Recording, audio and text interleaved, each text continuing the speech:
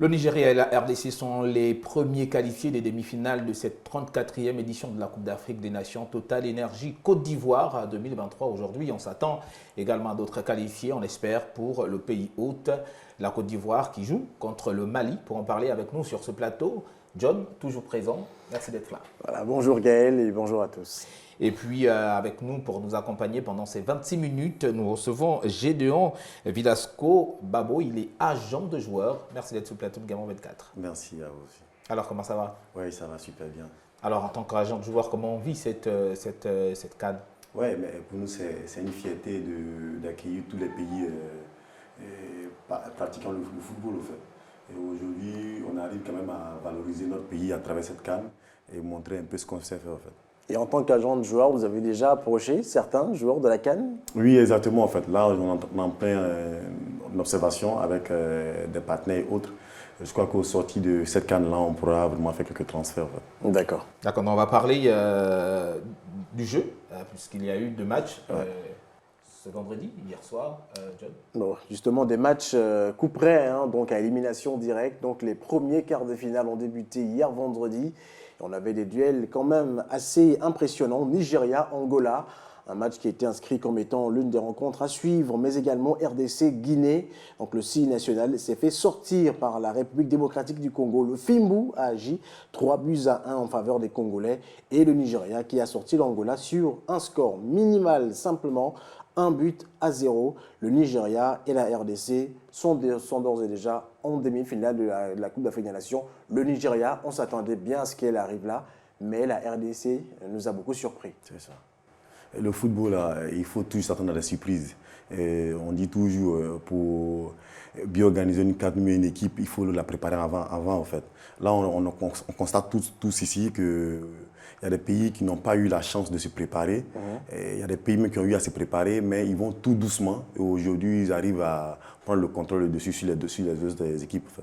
Voilà, le Nigeria a gagné 1-0. On a vu un grand Victor Osimhen. Ouais. C'est vrai qu'il a déjà son agent de joueur. Vous, comment vous avez vu la prestation du Nigeria et particulièrement de l'attaquant de Naples? Moi, je vais encore plus parler de Osimhen parce qu'il a démontré qu'il méritait vraiment ce ballon d'or africain et il a su s'imposer durant tous ces différents matchs qu'il a eu à jouer. Il a su toujours faire la différence. Donc, je peux dire que ce qu'il a toujours eu comme ambition d'être comme Didier Drogba ou ces attaquants qu'il a toujours estimés comme ses grands frères, je crois qu'il est sur la bonne voie. D'accord. Et pour ce qui est de l'Angola, qui n'a pas quand même démérité. On a vu ce qu'elle a pu mettre comme pression à cette formation du Nigeria qui a été beaucoup acculée en défense. L'Angola, c'est déjà un bon signal. C'est déjà un bon signal pour ce pays-là qui sort, je peux dire pas sort seulement de l'ordinaire, mais qui est venu avec une force aujourd'hui qui n'était pas parmi les favoris et là qui arrive à faire une belle prestation durant cette CAN. Je crois qu'ils vont encore mieux se préparer, s'organiser et puis revenir pour les éditions prochaines qui sera au Maroc, bien sûr. D'accord.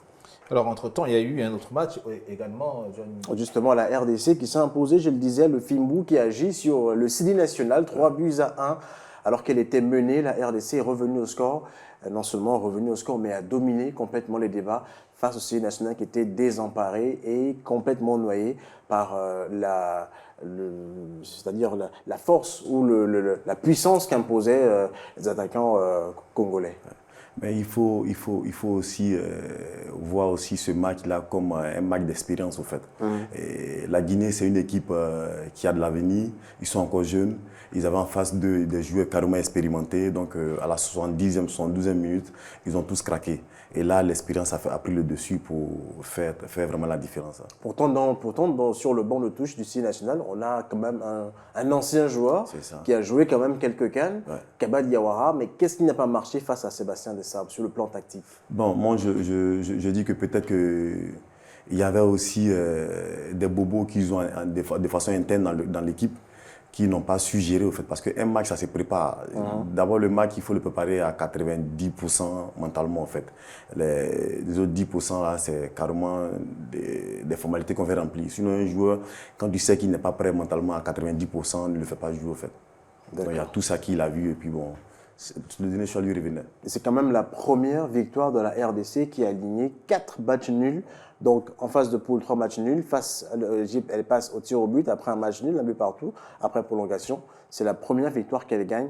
Est-ce qu'on peut dire que c'est un mental, enfin, c'est la confiance qu'elle a engrangée après cette victoire? Oui, c'est carrément la confiance. Parce que là, ils sont prêts à découdre avec tous ceux qui vont croiser. Donc, on sait qu'il n'y a plus rien à perdre. Soit tu gagnes ou soit tu perds. Donc, ils ont ça dans le mental. Je sais que dans les jours à venir, ils feront tout pour aller au-delà même des demi-finales, en fait. Et puisqu'on parle de ces différents matchs, John, les supporters, on va les regarder, la réaction des supporters nigérians et angolais juste après le match. On vient de jouer un match contre le Nigeria, on a perdu 1-0. Je félicite l'équipe d'Angola, oui, on a fait fort. On reviendra pour prendre la coupe bientôt. Franchement, le Nigeria, c'est top, quoi. Très heureux, je suis très content parce que je sais que la coupe, là, c'est vrai, ça se joue chez nous. Mais le pays d'origine aussi, c'est la même chose. Si ici, il prend, c'est la même chose. Si là-bas aussi, c'est la même chose. Mais je suis très content aujourd'hui seulement. Nigeria est trop fort et puis il joue bien. Depuis ils ont commencé les matchs, il n'a jamais perdu. Il a conçu une sobie. Ça veut dire qu'il est trop fort. Dieu avec Nigeria. Il y en a qui savent jouer, mais il n'y a pas Dieu avec eux. Une fois Dieu avec toi, tu sais jouer, tu ne sais pas jouer, tout, ça va bien. On est super content. Il n'y a pas de mots. Il n'y a pas de mots parce que bon, on est venu pour la 4e étoile. On la prendra. Même si quelque part j'ai une double nationalité, mais bon, on est hyper content. On est bien content. Nous sommes très très contents. Voilà, nous sommes demi-finale. Ça fait longtemps. Nigeria pas arrivé demi-finale. Voilà. On est très contents. On va aller en finale. On va remporter. La finale sera le Nigeria contre la Côte d'Ivoire. Dis à le Camerounais Antoine Bell qu'on n'est pas meilleure équipe, hein. Mais on est en demi-finale. On les attend encore. T'as vu, non? Il y a rien, on ne fait pas bruit. On ne sait pas jouer, hein. Mais on est en demi-finale. Si peut-être dire, on sera en finale. Mon équipe, mon pays natal, a gagné aujourd'hui 1-0. Ça me fait énormément plaisir. Rendez-vous pour la finale contre la Côte d'Ivoire, c'est sûr, net. On vient de regarder la réaction des supporters nigériens, très, très heureux naturellement, mais il y a quand même une petite inquiétude, John, parce que Osimhen est sorti sur blessure. C'est vrai qu'il est sorti sur blessure et on a pu voir l'inquiétude des différents supporters nigérians dans les tribunes. Mais qu'à cela ne tienne, ils ont tenu quand même à le remercier pour ce qu'il a pu faire comme prestation. Est-ce qu'aujourd'hui, on peut dire que c'est le meilleur? C'est vrai qu'il est ballon d'or, mais pour cette Coupe d'Afrique des Nations, il peut déjà être considéré comme étant le meilleur joueur de cette compétition. Oui, on peut déjà le dire parce qu'il arrive à s'imposer, il arrive à gagner ses duels et il est aussi collectif avec ses partenaires. Donc, on sent déjà une personne qui n'est pas limitée dans ce qu'il fait. Je sais que dans les jours à venir, il sera même, on peut dire, encore le prochain ballon d'or. Est-ce que vous n'avez pas tenté de le faire signer dans votre agence? Non. non. Et je crois qu'il est déjà dans de bonnes mains. Et tout ce qu'on peut lui souhaiter, c'est l'éloigner de toutes les blessures et puis permettre à ce qu'il puisse faire aussi la fierté de l'Afrique. D'accord, on espère que cette blessure, la fédération nigériane va communiquer certainement dans les prochaines heures pour nous donner l'état de santé réel de l'attaquant de Naples. Et tout de suite, John, on va également aller écouter les réactions des entraîneurs nationaux de la RDC et de la Guinée juste après la qualif de Léopard. On est fiers, on sent le soutien du peuple congolais derrière nous. C'est ce que je dis aux joueurs. Football, on a le droit de gagner, de faire des matchs nuls, de perdre, mais on n'a pas le droit de tout donner sur le terrain avec une image comme on a encore donné ce soir, c'est-à-dire de jeu. Je suis content qu'on soit récompensé par une victoire en marquant 3 buts aussi. Les garçons le méritent. C'est la campagne. Je veux dire, on était venu ici avec beaucoup d'ambition, on était en mission. On l'a dit et répété, et c'est vrai. Donc on a fait un parcours, c'était un petit peu mieux que ce qu'on a fait il y a 2 ans. Donc on a prouvé qu'on progresse. Donc maintenant, c'est clair qu'on n'aurait pas voulu s'arrêter là, mais le football est ainsi fait, il faut apprendre. On a eu l'occasion peut-être de passer devant dans cette rencontre, on ne l'a pas fait et après on s'est fait punir. Donc voilà, ça fait beaucoup d'enseignements pour nous. Mais sur l'ensemble de la compétition, on peut montrer quand même qu'avec un groupe rajeuni, on a progressé. Donc c'est ça qui est important. Voilà, John, nous venons d'écouter les réactions des deux entraîneurs. Un peu déçus pour l'entraîneur du Lucini National qui espérait voir son équipe aller un peu plus loin, mais qui reste toutefois quand même satisfait parce que le Lucini National est quand même arrivé en quart de finale. Justement, on le disait tout à l'heure avec notre invité Babo, donc, qui revenait sur la jeunesse, donc cette formation du Lucini National. C'est vrai que Kaba Diawara a eu quand même beaucoup de fil à retordre.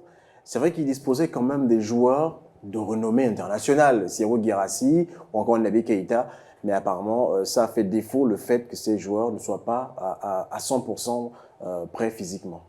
Ouais, ça a fait vraiment défaut. Comme je le disais tout à l'heure là, pour ce genre de compétition, il faut des joueurs aussi carrément matures au fait. Au sein de l'équipe, ils étaient carrément jeunes. Des jeunes, quand je dis jeunes, c'est des joueurs qui n'ont pas l'expérience de la CAN. Ils avaient en face d'eux une équipe qui est vraiment qui avait déjà, où il y avait des joueurs qui avaient déjà joué 2 ou 3 CAN, donc du coup, ils connaissaient déjà, ils pouvaient déjà gérer les temps forts des matchs, gérer aussi les temps faibles du match, donc c'est ce qui a fait la différence. D'accord. Donc on va s'intéresser à ce match de ce samedi à 17h, John. C'est un match qui forcément intéresse l'ensemble des 27 millions des Ivoiriens. Et cristallise l'attention de tout un peuple, de toute une nation, de 2 nations devrais-je même dire. Mali, Côte d'Ivoire, ce sera à 17h justement au stade de Bouaké, donc au nord de la Côte d'Ivoire. C'est un match couperé, un match important, un match où tous les yeux des millions d'Ivoiriens et Maliens, non pas simplement d'eux, mais de toute l'Afrique entière, va voir ce derby d'Afrique de l'Ouest là.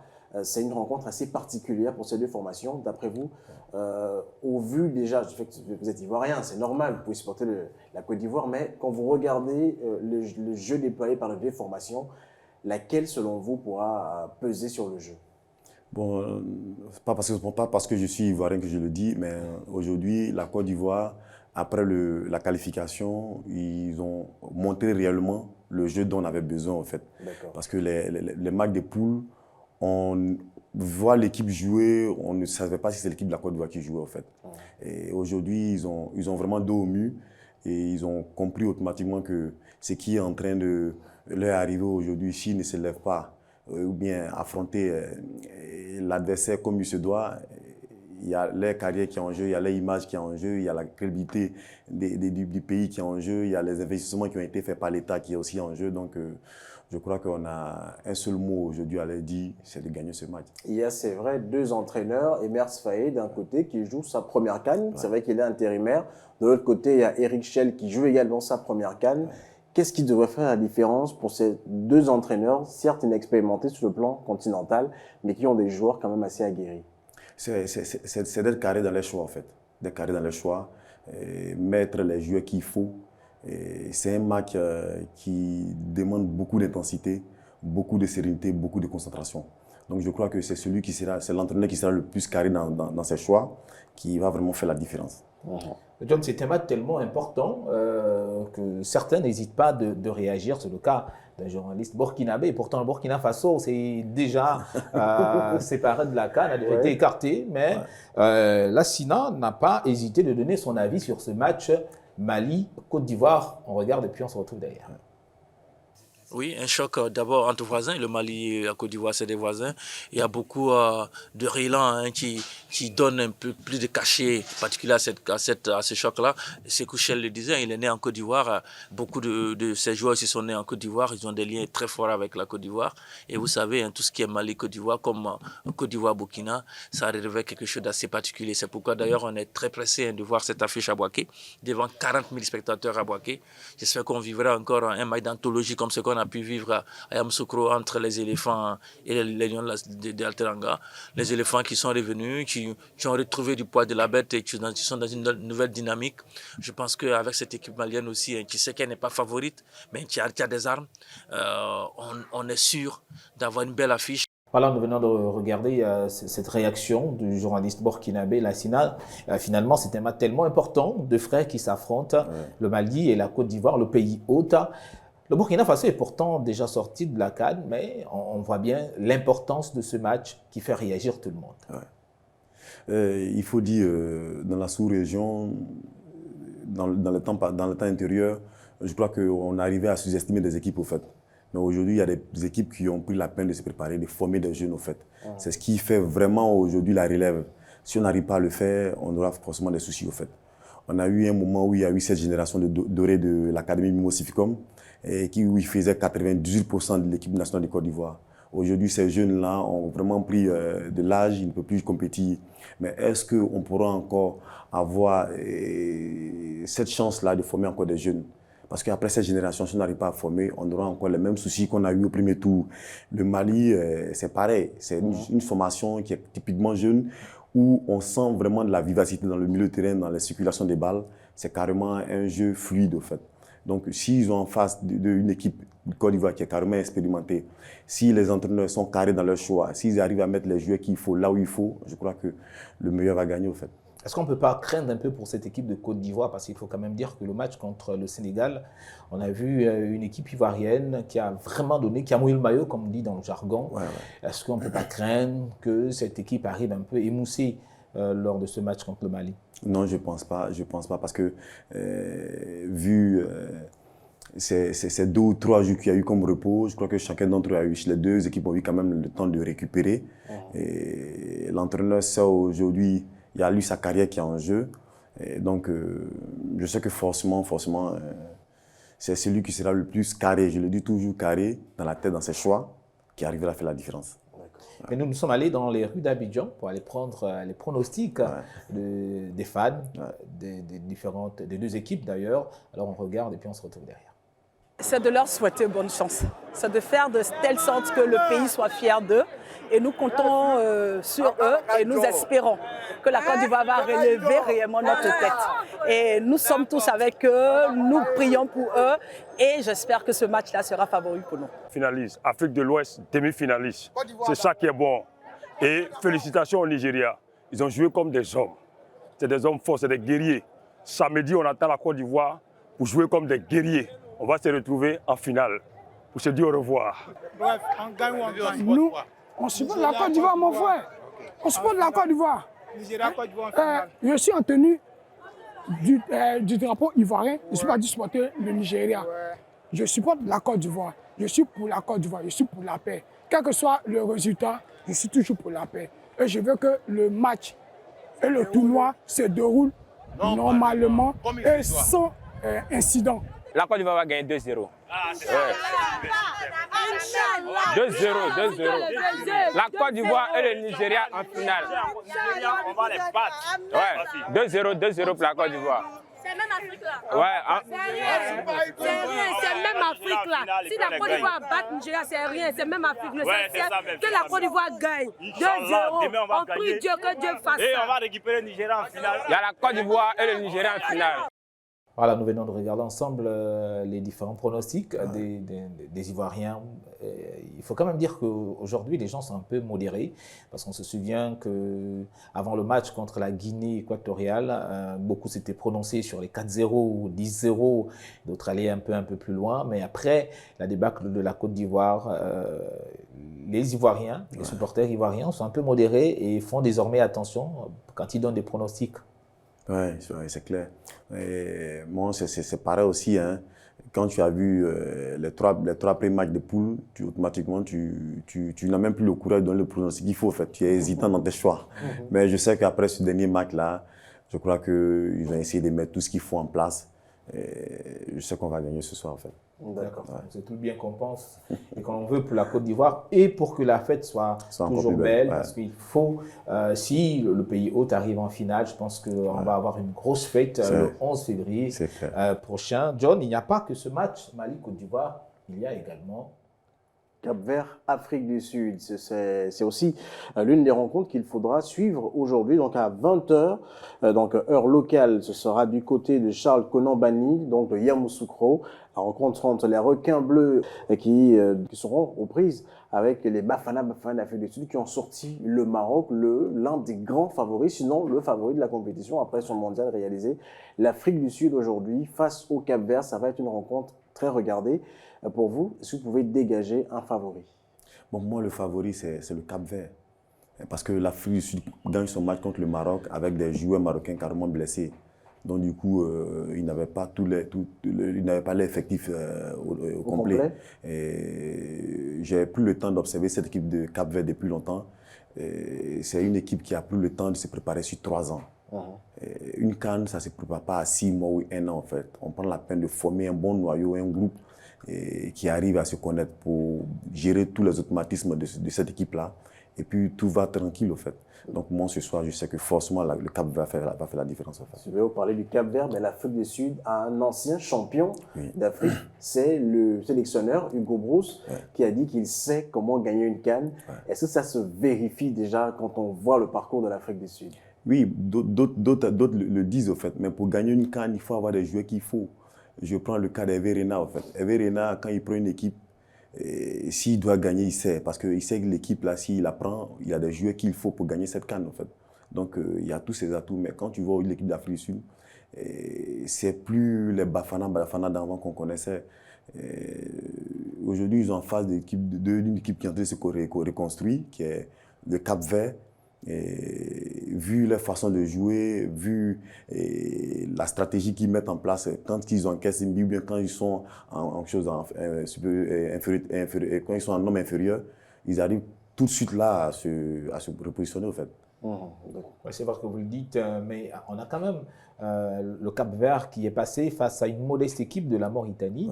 C'est cela, de la Mauritanie. Mais on a quand même l'Afrique du Sud, même s'il y avait de blessés, c'est vrai, mais ça reste quand même le Maroc, ça reste le Maroc demi-finaliste de la dernière Coupe du Monde. C'était pas la même chose. On a vu le Cap-Vert gagner difficilement, il faut le dire comme ça, parce que c'était 1-0 face à la Mauritanie. Est-ce que psychologiquement, l'Afrique du Sud, qui a pu sortir le grandissime favori de la CAN, n'est pas psychologiquement au-dessus de cette équipe du Cap-Vert? Non, moi je pense pas parce que, comme je le dis, d'autres ont tendance à sous-estimer aujourd'hui les jeunes équipes. Non, c'est la Mauritanie, non, c'est le Cap-Vert, non, c'est la Guinée. Mais c'est des gens qui ont pris la peine de préparer leur CAN. Et quand tu vois, je me souviens, il y a eu un match amical contre la Mauritanie et le Burkina, où la Mauritanie a gagné le Burkina, je crois, 2-0. Et c'est en ce moment que les gens se sont rendus compte qu'il y a du travail qui est en train de se faire en amont en Mauritanie. Et c'est pareil aussi pour le Cap-Vert. C'est une équipe arrivée à ce stade de la compétition. Dites-vous que c'est des gens qui ont pris la peine de se préparer. Et même dépasser les phases de poule, c'est qu'ils ont vraiment quelque chose dans le cœur. Ils veulent faire sortir les tripes, valoriser le football. Les résultats sont là. Les résultats sont là. Comme je le dis, l'Afrique du Sud avec le Maroc, c'est un match où je sais que s'il y avait tous les joueurs au complet du Maroc, le Maroc allait gagner ce match sans problème en fait. On avait Ziyech qui était sur le banc de touche, qui était blessé, carrément blessé, qui n'était pas sur la feuille de match. Donc il y a ces joueurs qui sont indispensables.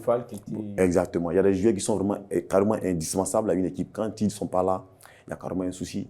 De toute façon, l'histoire retiendra que l'Afrique du Sud a quand même sorti le Maroc en huitième de finale. Alors, dites-nous, John, que nous dit la presse ce matin? La presse, bien évidemment, ils se sont illustrés de fort belle manière. D'abord avec au Cameroun, Samuel Eto'o qui réagit à la retraite de Karl Toko Ekambi, qui a décidé d'arrêter son aventure avec les Lions indomptables suite à l'élimination du Cameroun en huitième de finale. La légende et actuel président de la Fédération camerounaise de football, Samuel Eto'o, a réagi à l'annonce surprise de la retraite de l'international buteur de 31 ans en lui adressant un message de remerciement. En Côte d'Ivoire, le président de la CAF fait un don de plus de 301 millions de francs CFA à l'Église catholique et à la communauté musulmane du pays.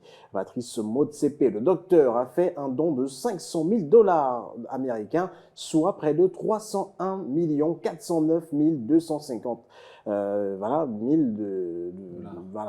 francs CFA, donc la conversion au nom de la fondation Motsepe à l'Église catholique et à la communauté musulmane en Côte d'Ivoire, a appris Abidjan.net, c'était ce vendredi.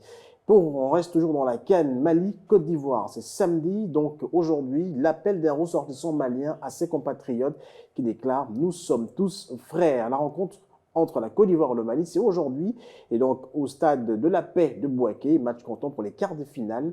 Et ça ne cesse d'alimenter les débats sur les réseaux sociaux et plusieurs grains. Donc au regard des tournures que prennent parfois les échanges sur cette rencontre, Katile Alaï, ressortissant malien qui vit à Bouaké depuis une quarantaine d'années, par ailleurs président des commerçants de matériel de construction de Bouaké, a livré un message à ses compatriotes leur demandant d'être tous unis. C'est une CAN. Toujours, et on finit avec la CAN, toujours avec ces graves accusations contre la CAF. Crépin Diatta risque au gros, titre l'infodrome.com. Donc selon CNews, un site d'information sénégalais, la CAF a décidé de convoquer Crépin Diatta pour entendre ses arguments et ses graves accusations. La convocation sera transmise à la Fédération sénégalaise de football et l'audition pourrait avoir lieu dans les plus brefs délais. Il risque au gros, à savoir des matchs de suspension ou une grosse amende. Voilà. Voilà, merci John pour toutes ces informations complémentaires. On va s'arrêter sur la retraite de Toko Ekambi, 31 ans seulement, vous qui êtes agent de joueur. Est-ce que vous comprenez la décision? Non, mais il y va de son gré. Aujourd'hui, s'il constate qu'il ne peut plus apporter quelque chose à l'équipe nationale, je trouve son message vraiment salutaire et puis responsable au fait. Parce qu'il ne suffit pas de jouer, sachant qu'il y a des gens qui sont encore sur le banc de touche, qui peuvent avoir les places, donner la chance aux jeunes, je crois que c'est déjà bon en fait. Et vous, quand vous, en tant qu'agent de joueur, quand un joueur décide de prendre sa retraite, comment vous vivez ça, surtout quand on sait que 31 ans, il peut encore jouer au foot. Il y en a qui, on parle de Cristiano Ronaldo, ça fait beaucoup d'années déjà, il a dépassé les 31 ans, mais il est toujours là. En tant qu'agent de joueur, comment on vit ça? Bon, moi personnellement, j'ai des lignes que je respecte, mes partenaires et moi. Quand un joueur commence à avoir 29 ans, automatiquement, on commence à c'est plus ça en fait, c'est plus ce même engouement que vous voyez, les clubs vont l'appeler de gauche à droite, tout et tout, vont t'appeler. Tout le monde se retire parce qu'il n'est plus bénéfique au fait, soit pour un club ou bien pour un joueur. Les clubs cherchent aujourd'hui les jeunes de 16 ans, 17 ans qui peuvent engager. Recruter un joueur de 30 ans, 32 ans, c'est une personne qui est carrément douée, qui peut apporter un plus à l'équipe, ou bien par sa présence, il peut aussi apporter un plus aux jeunes qui sont là. Et quand c'est pas comme ça, je crois qu'un agent de joueur sérieux ne peut pas s'engager à faire signer un joueur qui a 30 ans ou 29 ans. Et comment ça se passe avec vous, en tant qu'agent de joueur? En Afrique, vous faites comment? Vous avez combien de joueurs sous votre aile? Bon, sous mon aile, avec la structure, on a 20 joueurs qui sont des internationaux. Et dans les clubs ici en Côte d'Ivoire, on a quelques joueurs que je gère. Et là, nous sommes en train de mettre en place une structure qui vient carrément de mon imagination avec le cabinet qui est BGV Football Management, qui verra le jour, je crois, dans le mois de mars. Et au sorti de là, un centre de préparation pour les jeunes qui seront recrutés, qui seront mieux formés avant de les proposer à des clubs. C'est un projet que nous avons déjà eu à étudier sur 2 ans. On recrute des jeunes qu'on prépare sur 4 à 6 mois, qu'on propose aux clubs de première division et deuxième division, qui seront servis de vitrines à la structure managériale, en fait. D'accord. Alors dites-nous, on va revenir sur le cas Toko Ekambi. Vous avez parlé des joueurs qui ont 29 ans et donc vous, en tant qu'agent de joueur, difficilement vous les vendez. Est-ce que vous avez aussi un rôle de conseiller? Oui, exactement. Le cabinet a un rôle de conseiller parce que le joueur, il y a des joueurs qui veulent faire tout à leur tête, au fait. Et quand tu arrives à gérer un joueur, c'est pour ça que je dis il est bon de prendre une personne quand il est encore jeune, au fait. Parce que quand tu prends une personne qui est père de famille, qui a déjà 29 ans, 22 ans, qui a des enfants, tout et tout, quand tu donnes des conseils, pour lui, il s'est dit que tu le rabaisses, au fait. En affaires, c'est pas ça. Une personne peut être moins âgée que toi, mais il connaît mieux ton travail que toi. Il peut t'aiguiller, t'orienter dans des secteurs ou dans des endroits où tu ne peux pas ternir ton image, au fait. Parce que le footballeur, c'est l'hygiène de vie qu'il a. Aujourd'hui, Cristiano, à son âge, il peut encore même jouer. Mais il y a des joueurs même qui ont déjà 26 ans, 28 ans, qui ne peuvent pas arriver là où ils sont arrivés. Ça dépend de l'hygiène de vie du joueur. Si son hygiène n'est pas ça, à 29 ans, 27 ans, il commence à aller de l'autre côté, au fait. Voilà, donc on a compris. Merci et j'espère que les joueurs également qui vont vous regarder, sinon qui vous regardent, ont pris note de l'importance d'avoir une hygiène de vie saine, de pouvoir aller au sommet comme Cristiano Ronaldo et Lionel Messi, qui sont aujourd'hui les meilleurs quand on parle du football dans le monde. Alors merci à vous. Je rappelle que vous êtes Gédéon Villasco Babo, agent de joueurs. Merci d'avoir été sur le plateau de Gabon 24. Merci à Gabon 24. C'est aussi une joie pour moi de vous accueillir ici. Et c'est l'Afrique qui gagne, comme on le dit dans notre jargon. C'est l'Afrique qui gagne. Et puis je demande à Dieu de bénir votre télé pour la promotion de l'Afrique. Merci. Merci également à notre ami John, toujours fidèle. Merci également. Moment de Cannes, c'est fini pour aujourd'hui. On se donne rendez-vous, on espère, avec la qualification de la Côte d'Ivoire. Allez, ciao, ciao.